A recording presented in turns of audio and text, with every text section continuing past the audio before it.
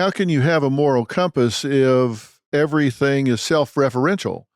If you look at everything saying, well, I'm going to put myself in harm's way, so I'm not going to speak the truth. I'm not going to say what I really think. Who is Professor Daniel Padilla Peralta? Yeah, Daniel Padilla Peralta. So he graduated from Princeton in, I believe, 2006. He has an amazing life story. He was an illegal immigrant to America from the Dominican Republic.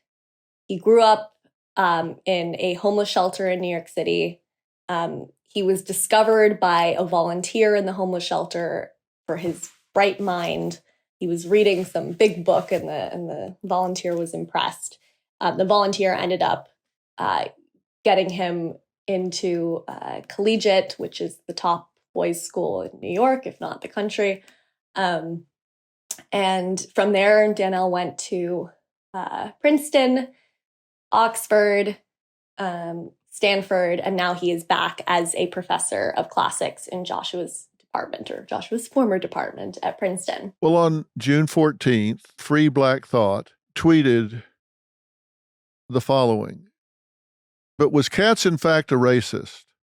Hardly. One of his persecutors, a colleague, Professor Daniel Padilla Peralta, who happens to be black, wrote in his 2016 memoir, Undocumented, about his undergrad experience at Princeton when Katz had been his mentor and advocate. Katz wasn't fired for racism, but on a pretext. He was fired for reinvestigation of a case of sexual misbehavior, consensually sleeping with an undergrad, for which he had been investigated and punished with a year's unpaid leave in 2018. So, double jeopardy." So Joshua was Daniel's professor and mentor when Daniel was a student. Daniel, in his memoir, describes how Joshua was the first person at Princeton that he confided in about his undocumented status. And this was because Daniel, like hundreds, if not thousands of Princeton students over the years, have come to Joshua in their times of need. Joshua has been there to support, students going through mental health crises. He counseled a student through an unplanned pregnancy. He literally directly intervened to save two students from suicide. One called him from a hotel room, and Joshua was able to rescue him. I mean, Joshua's just been that kind of person. He has never been just a professor standing at a chalkboard. He has been a real mentor and support system for students who've needed it. And one of those students was Daniel, who confided in Joshua about his undocumented status, and Joshua then worked to make sure he went to speak to the administration and got a lawyer. And, the rest is history. He was able to become an American citizen and is now a professor of classics at Princeton. And Joshua was his great advocate and supporter through much of that journey. In July of 2020, when Joshua published his piece in Quillette, Daniel then spoke about how Joshua's, quote, flagrant racism speaks for itself. So, the same guy that Joshua had helped get citizenship was now accusing Joshua after all these years of being a racist. Daniel is one of many people who won't speak to Joshua. Daniel was one of the authors of the original faculty letter with all of those demands in July of 2020. So Joshua and Daniel have ended up on opposite sides of I guess the culture wars, as it were. Daniel and I have had our own spats as well. In the summer of 2017, I published a piece in the New Criterion talking about Western civilization, and Daniel penned a response to my piece, and then I ended up having a response to his, and there was a whole exchange back and forth there as well. So Daniel has positioned himself as the spokesperson for burning down the field of classics and burning down Princeton. He loves that rhetoric of burning things down. So how has this affected you? Well, thank you, Doctor. It's been a wild ride. It's been a crazy 2 years. You know, I'm really tough and thick-skinned, and I also I have the fortune of never having been popular in the way that Joshua was. I think I've been pretty outspoken about my political beliefs, whatever they may be, my whole life. And as you mentioned at the top, yeah, I'm a native New Yorker. And growing up as even somewhat conservative in New York means you kind of grow thick skin pretty quickly. In a lot of ways, I feel like I was made for this moment, and I don't feel, I think I've been able to handle it pretty well. The hard part is just seeing what it's done to Joshua. And overnight, the man I love became a shell of his former self. All of his friends just stopped talking to him. And he really didn't know how to handle that. I mean, he expected pushback. We expected something, but he didn't expect that these people would just never say a word to him again, especially, and I've written about this, but, we had sent out our wedding save the dates days before the Quillette piece. And, there was one of Joshua's colleagues was not only invited to the wedding, he was considering asking her to be in the wedding as, a groomsmaid or something like that.